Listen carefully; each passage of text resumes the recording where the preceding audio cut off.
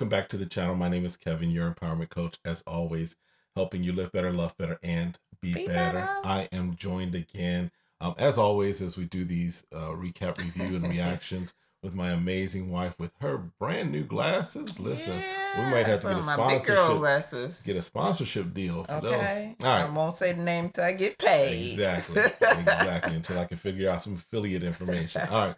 But my wife Tarsha, we are here recapping, reviewing, and reacting to the latest episode of Married at First Sight. Mm-hmm. All right, so yeah, we missed last week, so we got to catch up. Yeah, it had a lot going on. Listen, we appreciate you. Listen, if this is your first time, make sure you hit that subscribe button, hit the like button, request notifications. That way you don't miss any of our episodes going forward. Right. As we talk about it. But also we appreciate all of you, our subscribers, all of you that comment in there and keep us up to date on what's happening behind the scenes and everything. Finding stuff out. Y'all, listen, Inspector Gadget, Inside Private Eye, all of that. All right, so let's kind of dig into this last episode. We start off kind of where things end off last week with Brianna and Vincent. Right.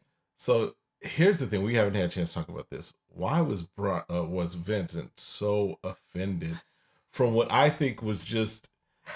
We talked about this part because we'll joan on each other. We'll we have a I call it a banter, right.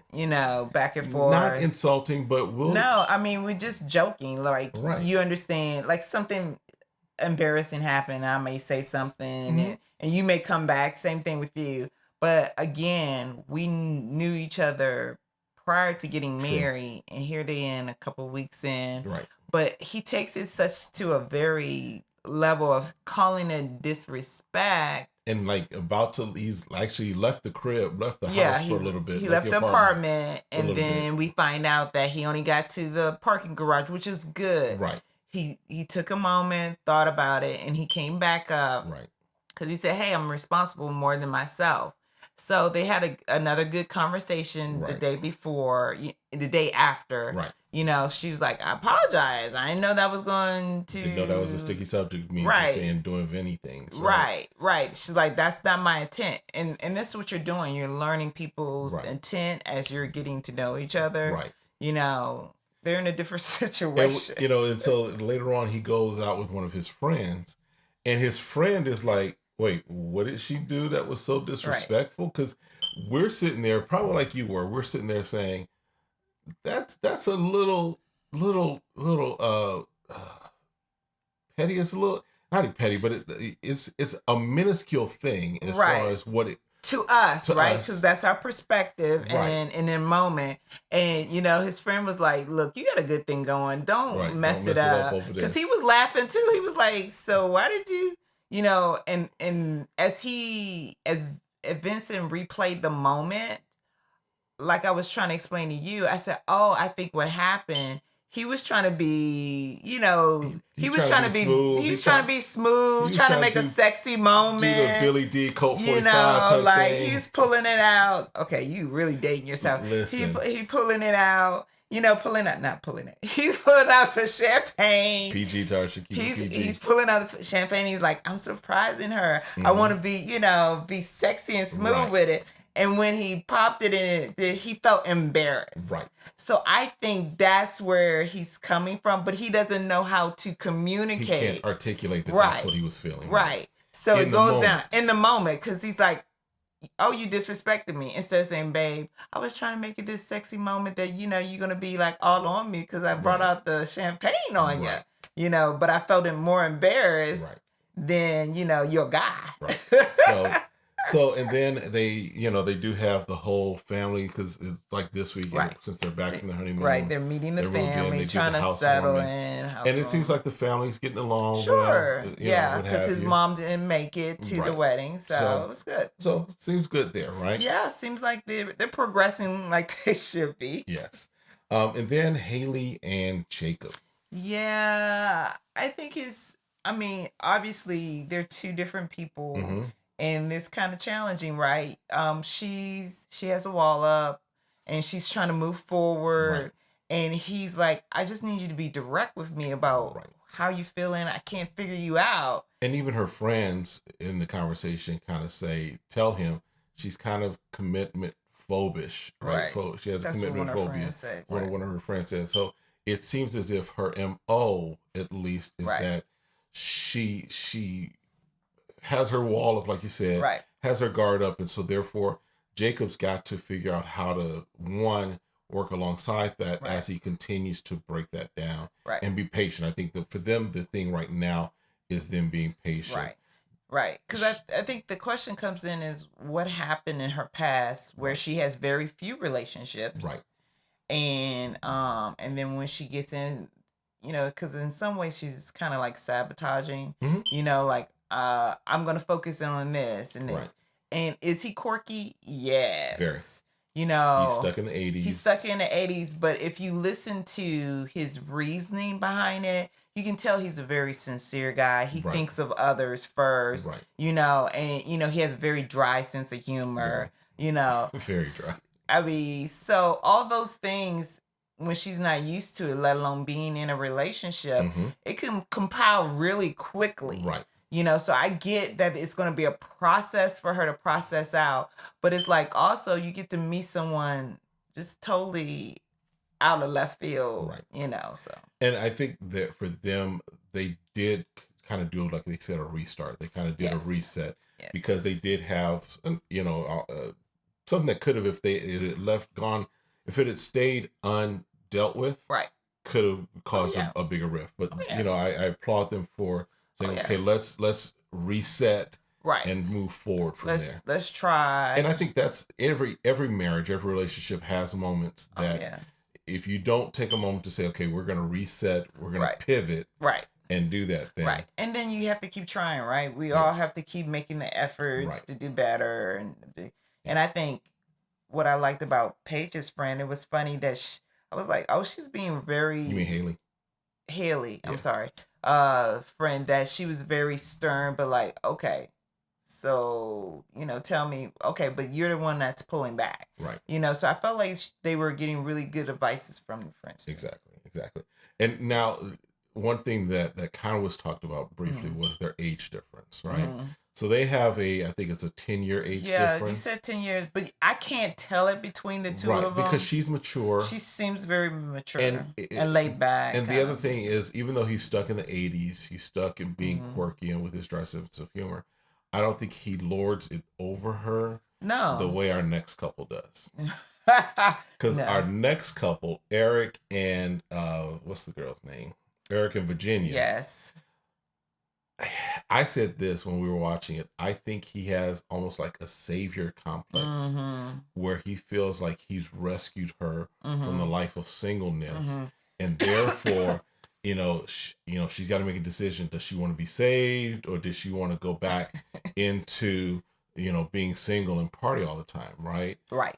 So, and there are some things now, I think there are some things that he's saying that have value. I think the communication of, hey, I'm getting ready to go someplace. Cool. We have that, granted, I'll tell you I'm going to the store. I'm going here or there. Right. I'm not asking you how many stores. I'm not asking for permission. Right. I'm not telling you, so how long is that going to take I'm not telling you the route that I'm taking.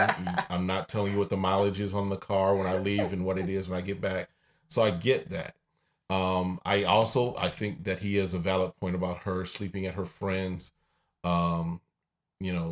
passing out, sleeping at her friends. Right, because that was past, right? That's what she would typically do. So these are all things that could be sticking points for them, right? It could be. But he did get to meet her friends. And her friend kind of started the conversation, in my opinion, a little off on the wrong foot as well. Because he was... I thought, was it just me? No, he was... Okay. Hear me. Don't... Yes, I know you've been friends with her for a long time, but don't, if I haven't solicited your advice on my marriage, don't give me your advice if I haven't solicited and I don't know you like that. Right. I mean, to me, I would think you would want to kind of like relieve any concerns. Right. I would have been more like, hey, if I was married and my wife told me he had a lot of guy friends, I'd be like, well, what's all that about? Right. And I would kind of just explain their background, like, hey, this is, if you date, like, I don't date that type of person. Yeah. I would try to put it as much as like, hey, we're friends, but I don't. Because it came off to me like she had been complaining to her friends. Mm-hmm. And so then her friend was like, I'm going to take it upon myself. I'm going to set your husband straight. Right. And I'm going to tell him you can't be so controlling of our friend. Right. That's the way it came off to me. Right. So that's why I got it. He took it well. He did take it well. Because I thought when he was looking at him like side-eye, I thought it was about to be on and popping on the balcony for a minute. But when he was like, oh, yeah, I get what you're saying. I'm good that we can meet. So he took it really well because I thought it was about to go different. Plus, he had a little liquid courage in him, and we know how he can get Yeah, I sometimes. could tell when he get little. You could tell. I don't think he had as much liquid courage as he had in Vegas. No, because he didn't. But he was, yeah. All right. And then, All right. Then you got Ryan and Clara, right? Yes. Poor baby. She didn't even get to see a chest hair. Yeah. Clara's like, and here's the thing that it's like, I want to know, but I don't want to know. I'm curious how this works out, but I'm not that curious. I'm not that pressed. Because she's like, we're doing these things, these physical things. Right. But then we don't do other physical things. And then she, with the housewarming, she's like, I haven't seen my husband's chest. So now I'm like, what are y'all doing? What y'all doing? Yeah. I don't Listen, know. If y'all know, y'all can put it in the comments, but I look. You don't want them to find out. Warning on it. I don't need to know. I'm not that invested in finding that out. I'm just it makes no sense to me. It's kind of odd how she tries to describe it without describing it, I guess is the term. But I don't know. It's just awkward in her where she's saying that she's never seen his chest. Right. And I'm like, okay, well, how does he get dressed at night? Because if I'm in bed and you at least have to take your shirt off to change into your t-shirt. Right. But most men don't even wear a t-shirt to bed. Right. And granted, she might have been over-exaggerating. It's possible. Don't sound like she But was. it sounds like she's like, look. It doesn't sound like she says, like, I'm sexually frustrated. She's like, she's frustrated. So. And I mean, bruh, man work out. So I don't blame her. I want to see some abs. Hey, man. All right. Anyway. All right. And then everybody's what you working with? Favorite couple. The reason that y'all come and watch this. My God. Chris and Paige. So first of all, Chris meets with his pastor friend. Yes. And some other guy, I don't know who he was. I'm guessing he was just another friend. So his other friend, okay. I don't know the other is his friend. His friend. So his friend and his pastor friend. His friend who's also a pastor, right? So we see, first of all, Chris doesn't have his ring on, which, based upon where he left it last week, he was like, he told Pastor Cal, I'm looking for a divorce. But then he was whispering in Paige's ear. Listen, first of all, stop whispering in the girl's ear. And Paige, stop letting him whisper in your ear. Because he two-faced. He got a forked tongue. He'll say one thing to one person and say, so anyway, listen, I got issues with Chris, right? And I know you got issues with Chris. You know what? That ain't my child. I am so glad. Keyword there is child, because I'm so glad. I'm talking about Paige. I'm like, but yeah. The whole conversation where he wasn't at the apartment, he went to Chicago. He had to leave the state to get clarity, which I was like, well, this is a good time for her to get clarity. Right. Then Pastor Kyle came in. He's like, he's not joining us. She was like, no. And then homie shows up. And then he shows up late, and he looking like, what in the world? And then he says, oh, I think I need a divorce, blah, blah, blah. So he's saying all this stuff. Pastor Kyle was like, how you doing this? And then Pastor Kyle leaves. He don't leave Pastor Kyle. Right. I'm thinking, you need to go with him. Right. But then, instead of him just being open, like, why are you going to pretend behind the cameras when you're not pretending behind the cameras? Right. You're like, come here, I got to tell you a secret. All right. But anyway, in this week, when he meets with his pastor friend, yes, right, who actually performed their wedding as well. Yes. This is where really I was like, Chris was just disrespectful, period. whether I'm interacting you. And again, if you don't know, if you're new to the channel, we're both pastors, so we kind of have that perspective as well, right? So it's disrespectful if as a friend, we're having a conversation, and because you don't like what I'm saying, you start playing on your phone. Right.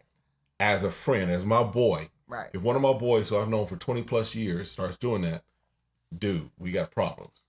But then also, if I'm your pastor, and I'm giving you spiritual counsel, biblical counsel, whatever, and you checking out, I got issues with you too. So at the end of the day, we get to see very blatantly how childish this person is. Yeah, and I'll even put it this way: he probably didn't even want to talk to them. The producers probably set it up because like, hey, everybody's meeting their friends, trying to catch up, so he didn't want to do it anyway. Right. But then he throws it up because it's just thrown up like this. So I want a divorce. He didn't want to hear the fact they're like, well, you signed up for this. You didn't get married between. It's not between us. It's between you and God. Right. You know, and this is where I get a little iffy when people say they want to get a divorce and they're not into the other person. I'm like, okay, this is me personally, I'd rather than you stop playing with the other person's emotion. Right. Absolutely. I need you to be all in. Absolutely. Or all out. Or all out. There's no halfway. You know, even in the Bible, what? He'll spew you out of the mouth if you lukewarm. Y'all about to get a Bible lesson, y'all. So if you want to be cold, bro. If you're going to be hot with it. Right. You know, so I would say, hey, I would have told him, are you putting all your effort in? Right. Before you end this, can you say that you gave it your all? Now, even the pastor was like, are you sure it's yours? And no disrespect to the other party. But we do mean a little while, yeah. Right. I don't think it should be disrespectful, but... It's a valid question. But if people are having sex and they're not having protective sex, potentially they may have been with someone else. That's your business. Yeah. But you want to make sure before you claiming anything... Right. Even on her side. Right. Why would you want to be stuck with a dude for 20 years and then find out you done fought for the dude for Similac and then find out the brother wasn't even the father? Yeah, Similac. That's what I'm saying. All right. But I think, and from the pastor's perspective, I think also, because he makes the statement, he's like, look, you've got a diamond. You have someone. I think also they're speaking from the fact that they know how flaky he is. I think she was going to help him. I think they were speaking from the aspect of, because again, the pastor and the friend don't know everything that we've seen. Right. Because we already know that Chris gives half, not even half, he gives like 10% of information and he drips it out when it pleases him, right? Right. So the pastor and his friend don't know everything. They just know who this woman is as far as what she brings to the table. They know what she seems to have going for her. They don't know all of the hell in the last 14 days that he's put her through emotional. So from that aspect, I believe they're like, look, you need somebody to stabilize you because you are flaky as I don't know what. Well, if they know that, then that's scary because I would have told him not to get married. If they knew Chris. He kind of did. He kind of said, look, don't bring your old stuff into this new one. So they were telling him. No, they should have told him, dude, you shouldn't get in this process. Well, he was already in the process by the time that was filmed. So at the end of the day. I would have definitely cleared myself of having any information that would help. Like, bro, man, I'm going to tell you, you shouldn't be in this process. You flaky. Yeah. You should have put it all out there. So then, that all happens. We see Chris call Paige. And it was like, first of all, he a mumbler. He'd be a great mumble rapper because he talks really, he mumbles too much for me.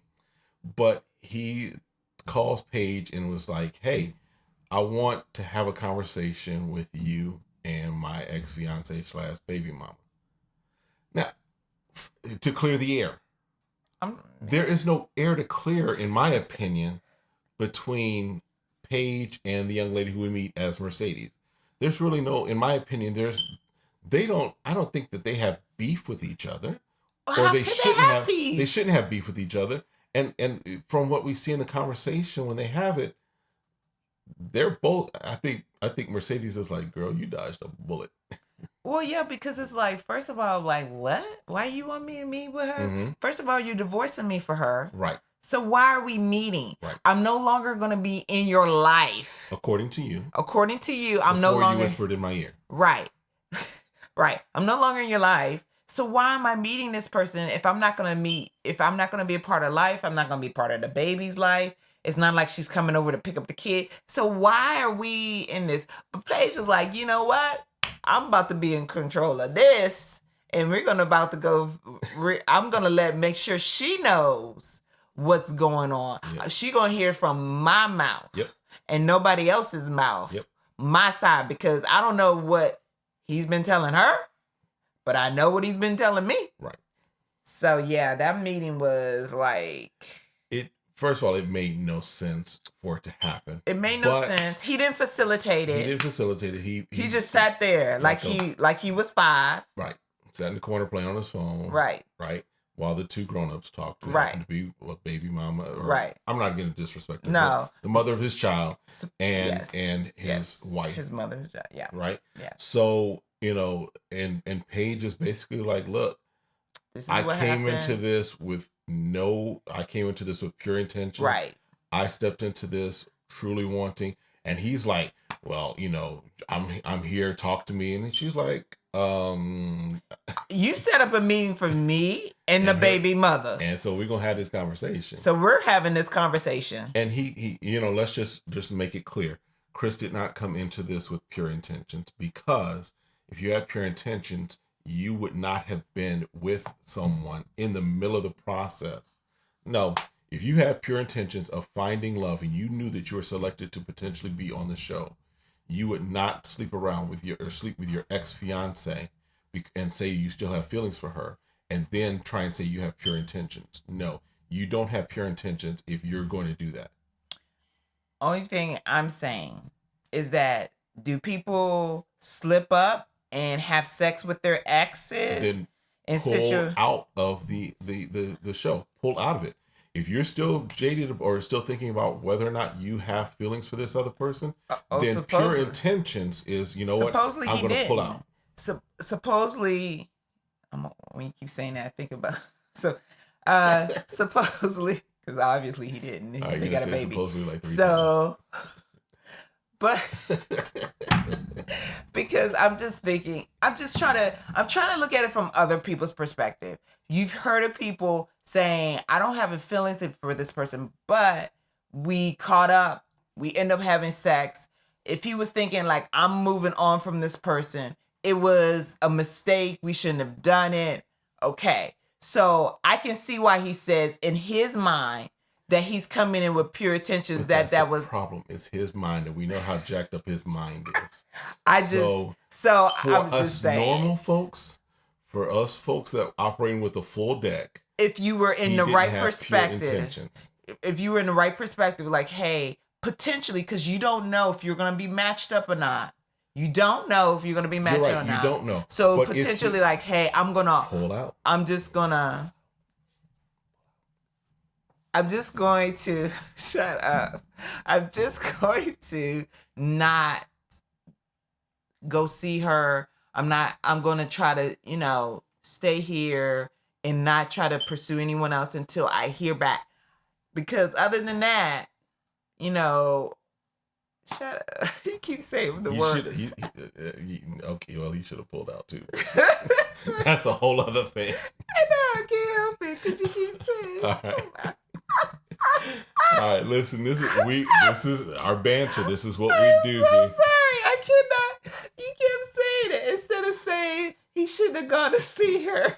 Either way, he should have. All right, but at the end of the day, and so here's the other thing that kind of was for me was like, dang. Oh, was the fact that Mercedes, the mother of his child, mm-hmm. right, said, if he's thinking that we're getting back together, that's not happening right now. Yeah, I was like, hold on. First of all, she was like, I'm confused about the whole situation. She was saying, well, I'm confused about this situation. Everybody's confused. He's trying to get back with me, but I'm not interested in getting back with him. Mm-hmm. And we were like, I'm like, what? Mm-hmm. Hold on. Because Paige was like, hold on. She's saying that he's divorcing me because he's getting back with you. And she's like, no, he ain't getting back with me. And then Mercedes was like looking at him side-eyed, like with daggers, that she didn't know that he was sleeping with her. Right. Yeah. You caught that too. Yeah. And Mercedes was like, it would have been, he should have said like, hey, me and her have consummated the marriage. Right. When you're trying to get back with me, you ain't telling me you're trying to get back with, but why would he?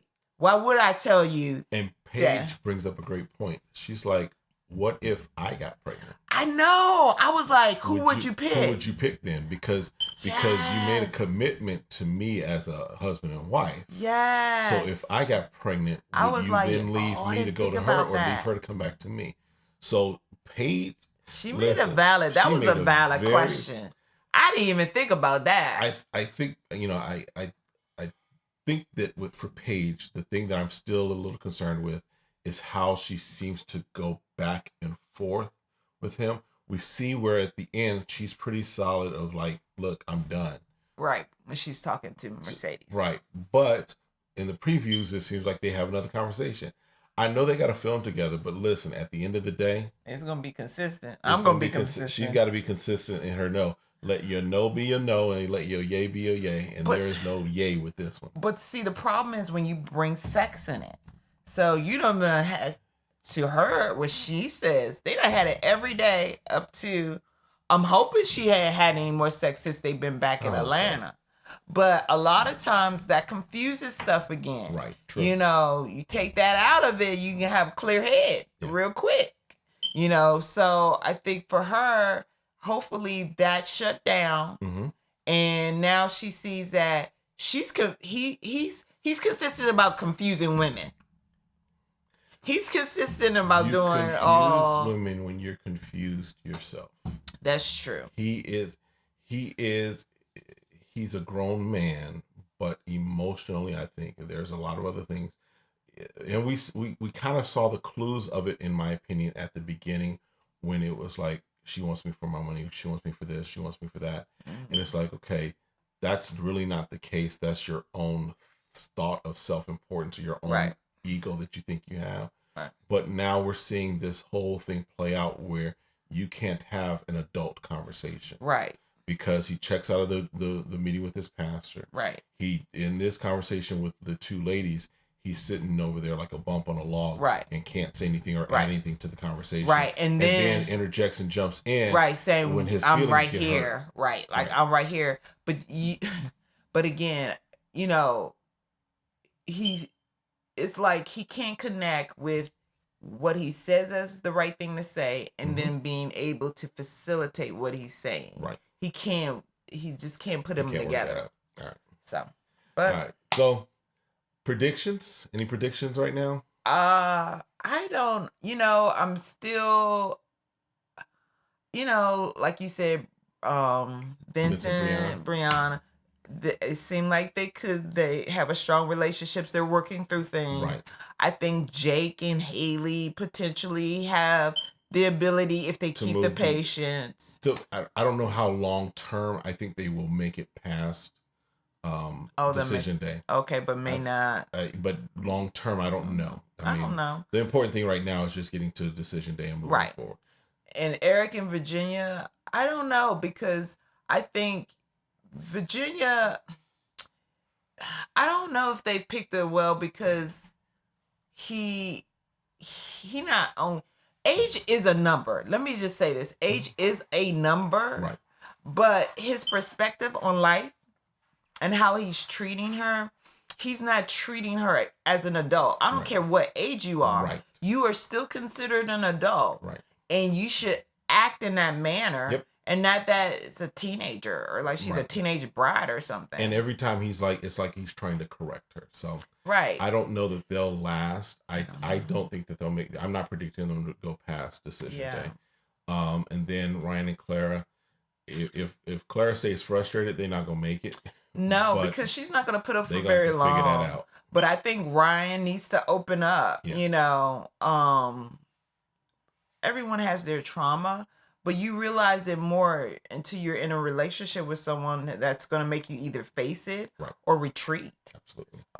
All right. Well, look, we appreciate you stopping by and checking out this video, hanging out with us for this recap. Again, hit that subscribe button, hit the like, and request notifications. And we'll see you again next time. Be blessed. Have a great one. Bye.